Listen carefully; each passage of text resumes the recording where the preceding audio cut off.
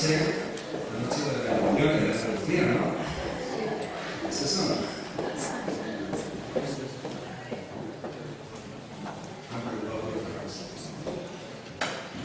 Muy bien, algo que también ahora con los anuncios, vamos a ir a anunciar una reunión de hombres el día 18 de abril en Elda, para todos los hombres de todas las congregaciones, así que preparando ese día, 18 de abril, a partir de las 11 de la mañana, tenemos que llevar comida y estaremos ahí prácticamente todo el día, mañana y tarde.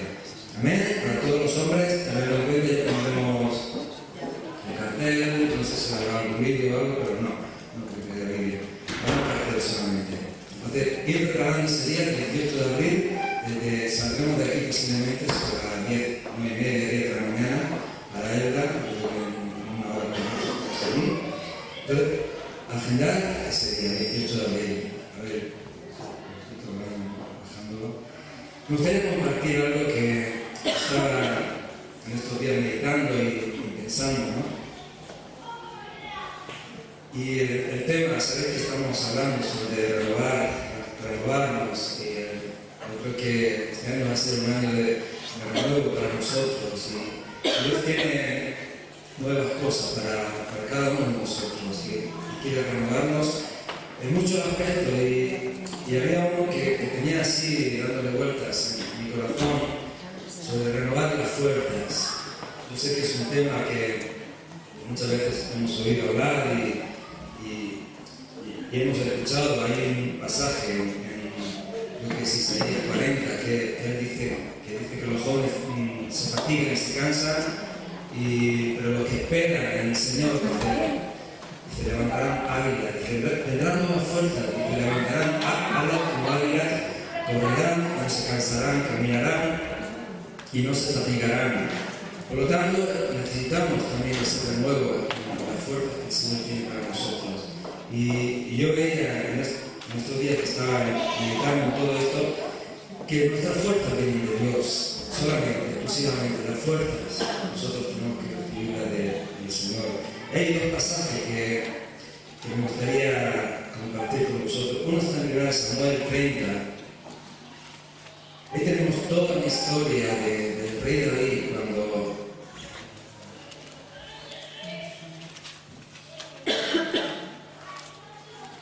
en una ocasión, a mí me sorprendió esto, el escucharlo y de leerlo. En una ocasión casi pelea David contra Israel.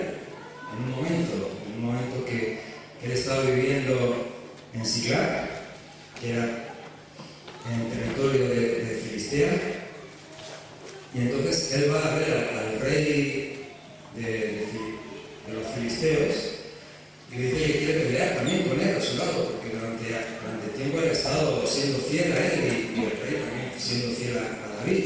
Entonces quiere pelear a su lado. Sin embargo, en el capítulo 29 dice que los filisteos, los príncipes de los filisteos desconfían de David y le dicen al rey: mira, mejor que no metas a David en esta batalla, porque puede ser que se vuelva contra ti y que se una a Israel contra ti y sea peor para ti. Entonces, yo creo que ahí Dios lo libra de cometer un error a David y meterse, de luchar en contra de Israel. Así que David se vuelve otra vez a Siclag, y aquí encontramos un pasaje pues tremendo, ¿no? Como lo que ocurre aquí con David, y que en la retaguardia, cuando habían ido todo su ejército a hablar con el rey de Filistea, pues habían dejado todo el pueblo de Siclag abandonado. En el 31 dice que cuando David y sus hombres vinieron a Siclag, al tercer día los de Amalek habían invadido el Negev de Siclag y habían asolado a Siclag y le habían prendido fuego. Y se habían llevado cautivas a las mujeres y a todos los que estaban allí, desde el menor hasta el mayor, pero a nadie habían dado muerte, sino que los habían llevado a seguir su camino. Dice en el 3 que vino pues David con los suyos a la ciudad, y ella aquí estaba quemada, y sus mujeres, y sus hijos e hijas habían sido llevadas cautivos. Entonces David y la gente que con él estaba alzaron su voz y lloraron hasta que le faltaron las fuerzas para llorar. Dice en el 5 que las dos mujeres de David, Ainoam, Jezreelita y Abigail, la que fue mujer de Nabal, el de Carmel, también eran cautivas. Y David se angustió mucho porque el pueblo hablaba de apedrearlo, pues todo el pueblo estaba en amargura de alma, cada uno por sus hijos y por sus hijas. Mas David, dice en este versículo, David se fortaleció en Jehová su Dios.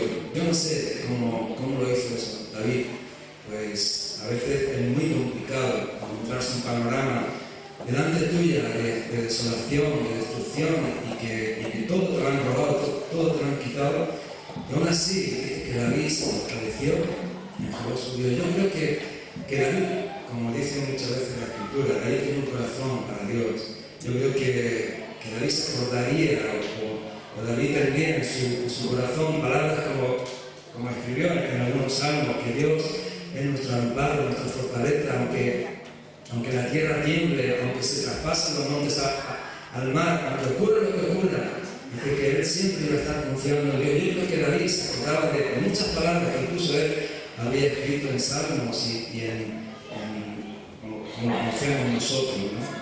Entonces yo creo que ahí, en ese momento, David recordaría palabras que incluso le habría dicho a Dios, palabras de confianza. Y dice que él se fortaleció en Jehová su Dios. Es más, que dijo David también al sacerdote Abiatar, hijo de Abimelech: yo te ruego que me acerques el efod. Y Abiatar acercó el efod a David, y David consultó a Jehová, diciendo: ¿perseguiré a este número de adoradores? ¿Lo podré alcanzar? Dice que el Señor le dijo: síguelo, porque ciertamente los alcanzarás y de cierto librarás a los cautivos. Amén. Ese fue el resultado. O sea, si podemos seguir leyendo la historia y vemos como al final David recupera totalmente todo lo que le había sido robado. Es más, aún sacó mucho más de lo que le había sido robado, sacó botín de los madianitas. Y estaba meditando en estas cosas. Yo creo que nosotros necesitamos ser fortalecidos, entender lo que significa ser fortalecido. Y pensando en esto, veía que ser cristiano no solo es recibir a Cristo y ya a partir de ahí todo te va sobre ruedas. Ser cristiano yo creo que es entrar también en una batalla, es una lucha. Tenemos un enemigo que va contra nosotros, va a muerte con nosotros, no está jugando con nosotros. Entonces nosotros estamos en esta lucha. En el momento que le decimos sí al Señor, yo quiero seguirle, el enemigo se va a empeñar en fastidiarnos, ¿no? En ponernos la zancadilla por todos lados. Había un escritor que decía que cuando recibimos a Cristo, el enemigo peleará por mantener nuestra familia en perdición, por mantener nuestras vidas en constante derrota, por mantener nuestros sueños congelados y nuestras bendiciones sean meras ilusiones. El enemigo se va a empeñar en todo eso. Puede ser que tú te hayas salido de su lugar, pero él va a decir: ahora yo te voy a hacer la vida imposible. Por eso dijo Pablo que el diablo que anda alrededor como un león rugiente, buscando a quien devorar, buscando a quien se salga del redil donde estamos colocados, para poder echar de malo, para poder robar, quitar, y como decía Jesús, que el ladrón, que nuestro enemigo solo viene para hurtar, para matar, para destruir. Pero el Señor ha venido para darnos vida, para que tengamos vida en abundancia. Amén. Que sea la esperanza que hay en nosotros. Por lo tanto, David, vemos en él que él se fortalece y recupera toda la propiedad que había sido robada. ¿Nosotros cómo podemos recuperar nuestra fuerza cuando nos falta la fuerza muchas veces? David se fortaleció, que se fortaleció aún en medio de ese panorama de desolación, de ese panorama de aflicción. Dice que ahí, en medio de eso, él se fortaleció en el Señor. Dice el Salmo 84, en el 5 y 6, que dice que bienaventurado, dichoso el hombre que atrajes a ti, dice, atravesando, dice, el valle de lágrimas, dice, lo cambia en fuente, como la lluvia en los estanques. Dice que esos hombres, dice, que irán de poder en poder y verán a Dios en Sion. no dice que la fortaleza en nosotros va a venir solamente de otro lugar, va a venir aún en medio de la aflicción, en medio de... Muchas veces cantamos esa canción, dichosos que tienen en ti su fortaleza en medio de la aflicción, renuevas sus fuerzas. Y muchas veces no lo entendemos, estamos cantándolo, Señor, y estamos cantando esto, y en medio de la aflicción tú renuevas mis fuerzas. Eso es lo que Dios promete para nosotros. ¿Cómo podemos batallar para que el enemigo no nos robe? ¿Y cómo podemos recuperar si ha conseguido robarnos algo? La propiedad que nos pertenece. En Efesios 6, del 10 al 18, ahí encontramos que Pablo más o menos está diciendo algo parecido. En el versículo 10 dice: por lo demás, hermanos míos, dice, fortaleceos en el Señor y en el poder de su fuerza. El Señor nos llama, ¿no?, a fortalecernos aún en medio de batallas, de presiones. Y nuestras fuerzas, como he dicho antes, no vienen por un tiempo de relax o de vacaciones que queramos tomar. Muchas veces decimos, me voy un tiempo de vacaciones para ver si recupero fuerzas. Yo realmente meditando en eso creo que es un error completamente. Lo creo porque puede ser que sí, que te vayas, te conectes, cambies de aire y todo eso te hace sentirte bien, ¿no? Pero nuestras fuerzas vienen de Dios. No es porque tú te vayas a otro lugar, aún en medio de la aflicción, dice, renuevas tu fuerza. El Señor tiene renuevo en tu vida. Nuestras fuerzas no vienen de ese tiempo de relax, de vacaciones, o de buenas relaciones, no vienen de nuestro dinero, nuestras fuerzas vienen del Señor. Por eso dice el apóstol Pablo, fortaleceos en el Señor y en el poder de su fuerza. Y aquí ya nos dice, iros de vacaciones y trabajar un tiempo para poder tomar nueva fuerza. No, ahí empieza a hablar sobre la armadura de Dios, empieza a hablar sobre guerra, empieza a hablar sobre que hay una batalla, empieza a hablar sobre todo eso. Por lo tanto, los cristianos estamos metidos en todo esto, estamos metidos de lleno en esto. Yo sé que muchas veces no le quito importancia, ¿no?, a poder tener un tiempo de cambiar de aires y todo eso, y el ambiente, y todo eso es bueno, ¿no? Pero realmente Dios quiere fortalecernos en medio de aflicción, en medio de la batalla, en medio de lo que Dios tiene para nosotros. Y en el capítulo 6 de Efesios está diciendo eso, del 10 al 18 encontramos toda la armadura de Dios. Dice el apóstol Pablo, dice, por lo demás, hermanos míos, fortaleceos en el Señor, en el poder de su fuerza, dice, vestidos de toda la armadura de Dios, para que podáis estar firmes contra las acechanzas del diablo, porque no tenemos lucha. Aquí ya está hablando de que aquí hay una lucha, estamos todos metidos en esa lucha, contra sangre y carne, sino contra principados, contra potestades, contra los gobernadores de las tinieblas de este siglo, contra huestes espirituales de maldad en las regiones celestes. Por tanto, dice Pablo, tomad toda la armadura de Dios para que podáis resistir en el día malo, y habiendo acabado todo, estar firmes. Y me gusta porque aún detalla cómo es la armadura de Dios. Me gusta porque Pablo no generaliza, bueno, tomad la armadura de Dios, ya sabéis todo cómo es una armadura, sino que Pablo va al detalle, cómo es nuestra armadura.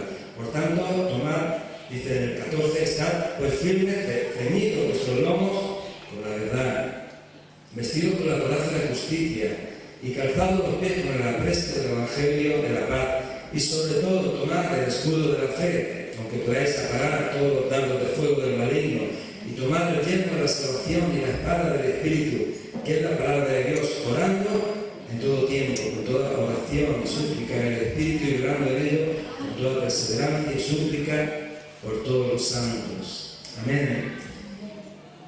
Hay algunas cosas que tenemos que saber sobre esto. Tenemos que saber también que el enemigo no se va a quedar quieto, está empeñado por desanimarnos en todo momento. Va a querer desanimar, distraernos, poner pleitos incluso ante nosotros, si puede hacerlo, y él va a ofrecer resistencia. Por eso Pablo describe que no tenemos lucha contra sangre y carne, tenemos un enemigo que es el diablo. Y también tenemos que saber que somos, otra cosa muy importante, somos más que vencedores por medio de aquel que nos amó. Peleamos una batalla, pero no en nuestra fuerza, sino peleamos en Cristo que nos fortalece. También tenemos una batalla que Él ha vencido, pero nosotros tenemos que muchas veces que pelear. Por tanto, dice Pablo, tomad toda la armadura, no nos dejemos nada de la armadura que Dios tiene para nosotros. Y me gustaría detallar algunas cosas sobre lo que significa la armadura de Dios para nosotros. En el 14 dice, estad por firmes, ceñidos vuestros lomos con la verdad y con la coraza de justicia, dice en el 14. Cuando habla de ceñir los lomos, todos sabemos, no sé si lo habremos escuchado alguna vez, que cuando un soldado iba a pelear, se ceñía los lomos, porque las ropas eran largas, tenía una correa, se amarraba las ropas en los lomos para poder tener libertad, para correr, para poder pelear. Pero dice aquí que nos ciñamos los lomos con la verdad, con la coraza de justicia. Aquí nos habla de que tenemos que tener siempre la veracidad, una limpia conciencia en todo. La verdad tiene que ser ceñida en nuestros lomos. Si no dejemos que el enemigo nos robe la buena conciencia, la verdad en nosotros. Dice el apóstol Pablo que desechando esa buena conciencia, algunos naufragaron, algunos desechando esa buena conciencia. Yo creo que si nos ponemos a pelear contra el enemigo con una mala conciencia, Jesús decía, vamos de aquí porque viene el príncipe de este mundo y él nada tiene en mí, no tiene nada conmigo. Pero cuando tenemos una mala conciencia, no hay verdad en nosotros, el enemigo ya nos tiene vencido, porque tiene para acusarnos a nosotros. Amén. Por lo tanto, peleemos con una verdad, con veracidad, con una buena conciencia. Dice en Hebreos 10:22 que tenemos que purificar nuestros corazones de buena conciencia para acercarnos a Dios. Tanto para pelear como para acercarnos a Dios tiene que haber una buena conciencia en nosotros. Y solamente no dejemos que la conciencia no la robe el enemigo, esa buena conciencia. No deje una mala conciencia. Si hemos perdido esa buena conciencia, la podemos recuperar. Solo la sangre de Jesús puede limpiar nuestros corazones y nuestra conciencia. Él recupera esa conciencia limpia en tu vida por la sangre de Jesús. Amén. Él tiene esa nueva conciencia, esa conciencia limpia para ti. Por lo tanto, necesitamos, si hemos perdido esa veracidad, esa limpia conciencia, podemos recuperarla. Amén. Y dice también en el 14 que ceñido los lomos con la verdad y con la coraza de justicia.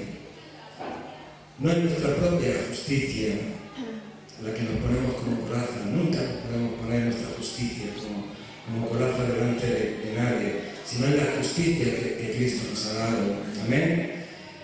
La coraza de justicia es algo personal e intransferible. No la puedes fabricar tú, ni la puedes dejar prestada a nadie. Es algo que Dios ha hecho para tu vida. Es la coraza de justicia. La justicia de Dios en el creyente derrota por completo al enemigo. Cuando el enemigo se encuentra con la justicia de Cristo en ti, cubriéndote tu corazón, cubriéndote tu vida, el enemigo no puede hacer nada contra ti. Por eso es parte de la armadura de Dios. La coraza de justicia es algo que Dios exclusivamente nos pone. Por eso Pablo le llama armadura de Dios, no es armadura inventada por ningún hombre. Es la coraza de justicia, la justicia de Dios en nosotros. Por lo tanto, nosotros la debemos de mantener, la debemos de cuidar. Dice en Romanos 1:17 que en el Evangelio la justicia de Dios se revela por fe y para fe. Y tenemos que mantenerla por fe en nosotros. Amén. Por eso, pero aún así, la coraza de justicia no nos da licencia para vivir como queramos. Tenemos que vivir en justicia y en rectitud delante del Señor. Amén. Por lo tanto, cuidemos la coraza de justicia. Dios nos ha puesto, nos ha dado su propia justicia en nosotros. Cuidémosla cada uno de nosotros.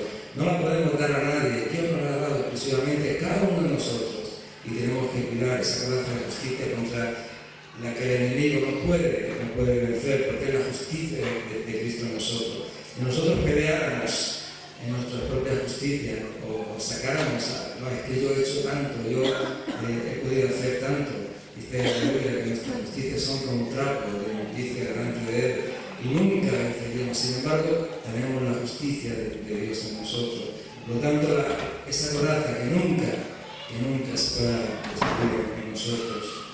Dice en el versículo 15 además que tenemos que estar calzados los pies con el apresto del Evangelio de la paz. Y aquí nos habla de disposición, de hablar del Evangelio. Y el enemigo quiere robarnos otra vez esa disposición de predicar el Evangelio. Y nos lo roba cuando damos lugar a pensamientos, muchas veces como tengo vergüenza de ir a predicar a otros, o no estoy preparado, o se ríen de mí, se burlan de mí. Muchas veces el enemigo nos roba la bendición de poder ir a predicar a otros por esos pensamientos. Por lo tanto, Dios quiere hacer en esta tarde, quiere recuperar esa disposición en cada uno de nosotros. Dios quiere que cada uno de nosotros, los que formamos parte de la iglesia, podamos tener esa disposición de poder ir a predicar el Evangelio. Dice que tenemos que calzarnos con el apresto del Evangelio de la paz.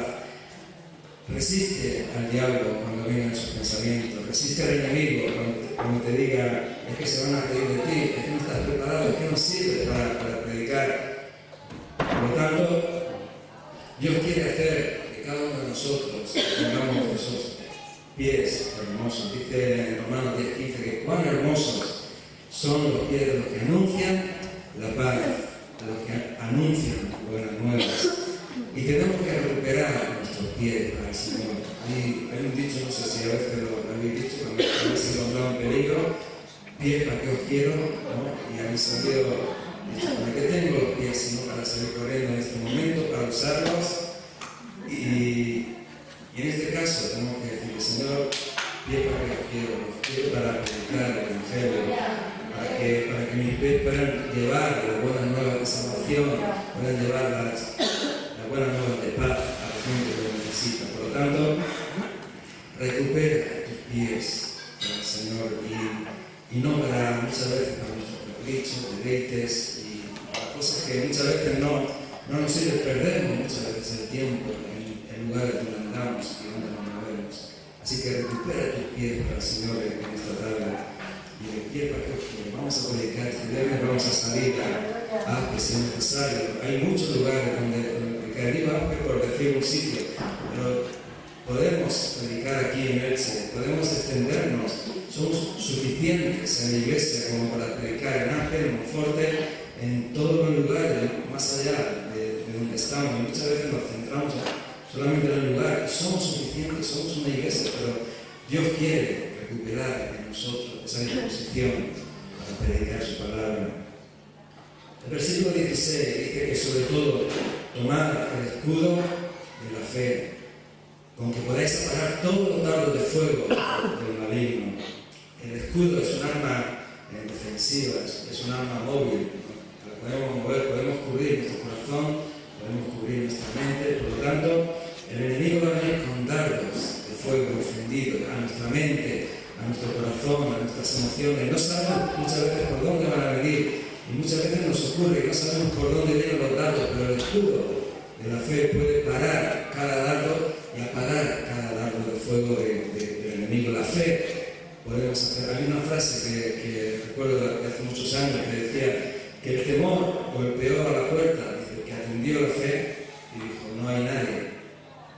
Por lo tanto, cuando atiende la fe, cuando tenemos la fe en nuestro corazón, tenemos el escudo de la fe. Cuando golpea el temor, golpean cosas a nuestras emociones, a nuestros sentimientos, a nuestro corazón, a nuestra mente.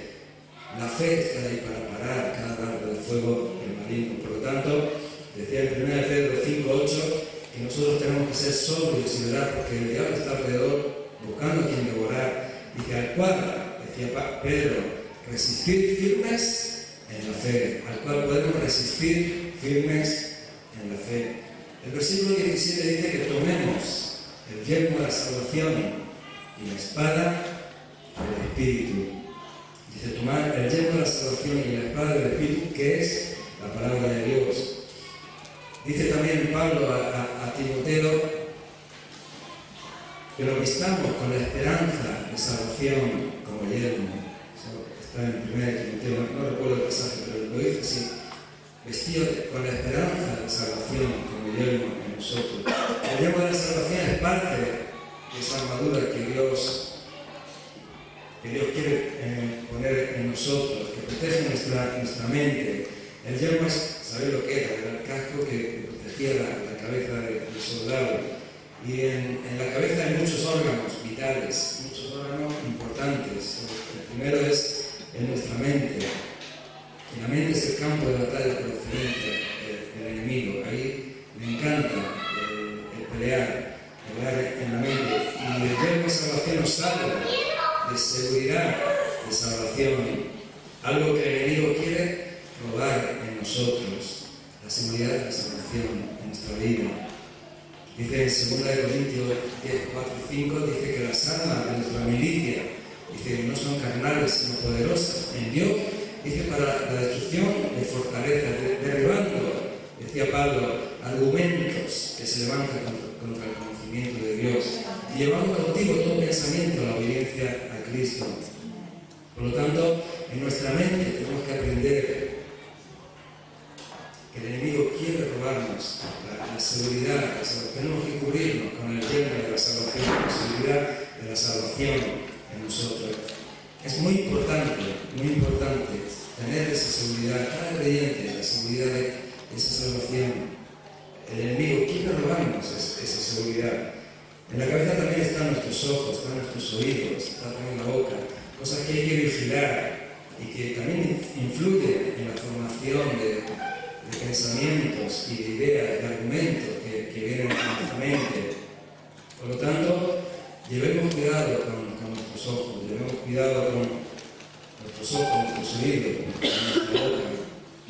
De pequeño, en la escuela dominical cantaban la canción "Cuidado tus ojitos lo que ven, cuidado tus oídos lo que oyen y cuidado tu boquita lo que habla", ¿no? No sé si os acordáis de la escuela dominical.